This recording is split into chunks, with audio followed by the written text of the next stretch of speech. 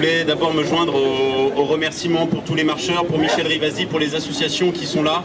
Je voulais saluer la présence des élus écologistes du Val-de-Marne, de la région, de Paris. C'est une mobilisation qu'on porte localement depuis très longtemps. À Ivry, on est sur un territoire qui, en termes de pollution de l'air, est particulièrement impacté. On dit que la pollution de l'air représente environ 400 000 morts prématurées par an au niveau européen, mais tous les territoires ne sont pas touchés de la même façon. Vous le voyez ici, on a une autoroute, on a le périphérique, on a une usine d'incinération. Donc voilà, on est sur un territoire qui est particulièrement exposé. Et alors qu'il y a des solutions aujourd'hui pour réduire nos déchets et aller vers le zéro déchet, on prévoit de reconstruire cette usine.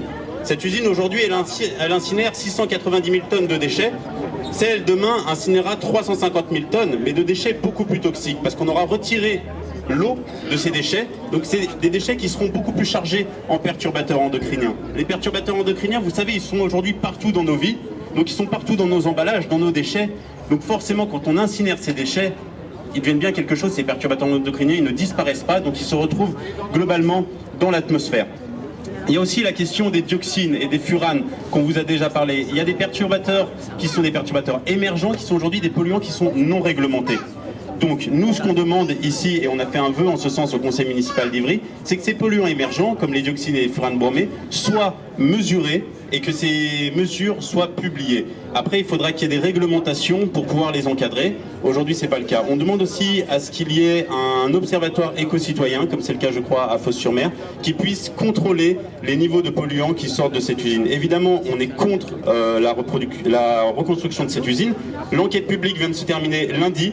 On a tous déposé collectivement 1944 avis et je vous remercie toutes et tous pour cette belle mobilisation contre ce projet. On espère que les commissaires enquêteurs entendront tous nos arguments parce qu'ils sont énormes, nos arguments, ils sont justes, ils sont dans le sens de la loi puisque la future usine ne permettra pas de respecter les objectifs de réduction et de recyclage des déchets comme le prévoit la loi de transition énergétique. Ici, on est aussi sur un ancien territoire industriel que la ville veut réaménager. On est en train de construire juste sur le port un peu plus bas 5600 logements sur une zone d'aménagement concerté. Donc aujourd'hui, il y a deux modèles qui s'opposent entre un futur écoquartier, des espaces verts, 5600 nouveaux logements, des normes environnementales, et d'un autre côté, on voudrait nous faire un super incinérateur en plein milieu urbain dense, ce qui serait quand même assez unique en France.